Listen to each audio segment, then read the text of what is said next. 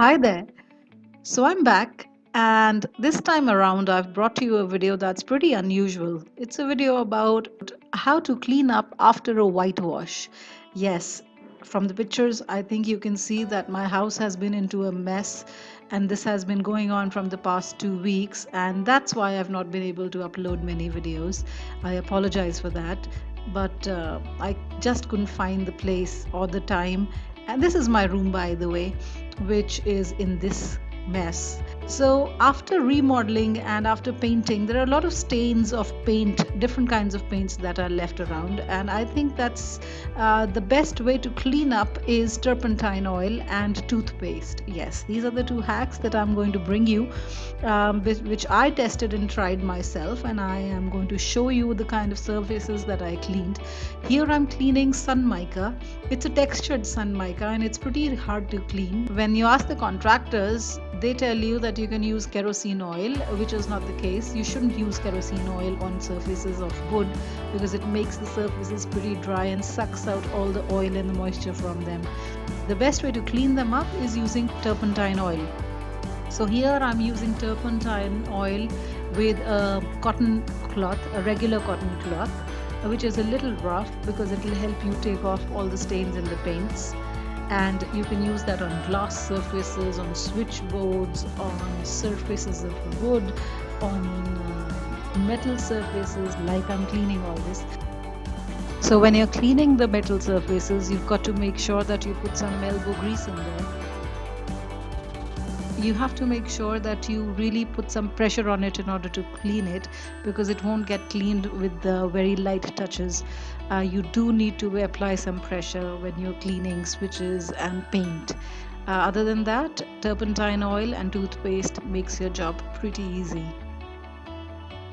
Okay, and the next hack that I was talking about was using toothpaste. So here I've got pretty dirty switches, as you can see, and for that I used Colgate. Now you can use any fluoride based toothpaste. I had Colgate at hand, so I used that.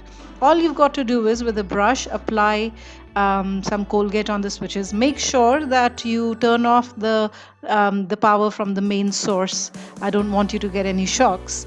And then leave it on for 10 minutes, as in put the toothpaste on and leave it on for 10 minutes. This should do the job. After 10 minutes, just clean it off with a regular cotton cloth and voila, your switches are as good as new. You can also use turpentine oil to clean paint off whitewash, as in plastic paint or any other whitewash that you have. If you've got paint stains on that, white on white also shows like it is in this picture. So you can use it for that. So you can also use the same turpentine oil soaked cloth to clean all the wires in your room. Now this is my AC source wire and it was pretty dirty with all the paint. So I used the cloth to clean it. The same can be used on floors. Now I have cement floors, chipped cement floors and a regular cement floor that you can see. So first you need to scratch all the dried cement out, and then you need to do a regular cleaning with water and do a pocha on the floor.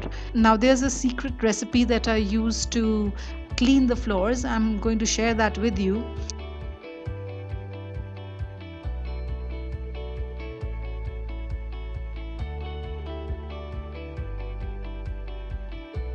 All you need is your regular floor cleaner and 1 bucket of water.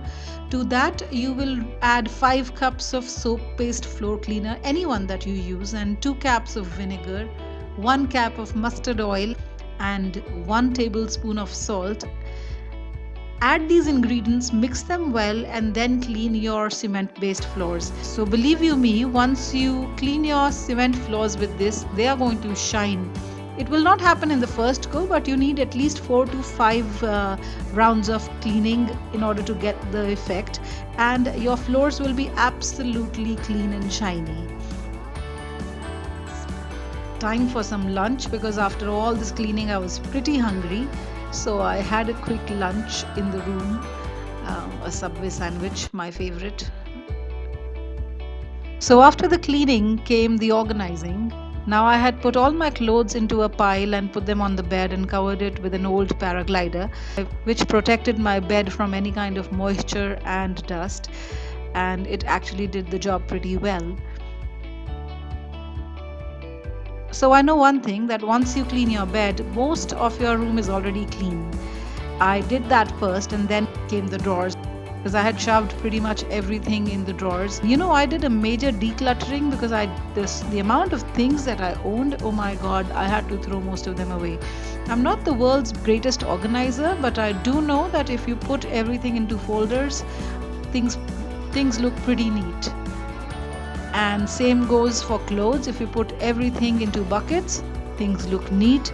Everything that needs to be hanged can be hanged, and everything that needs to be folded can be folded.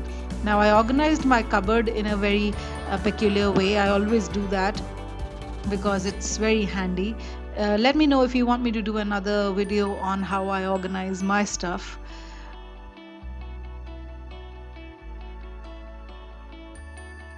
I make sure I categorize them in order of how I use my clothing, as in office wear goes separate, and home wear goes separate, and night suits go separate.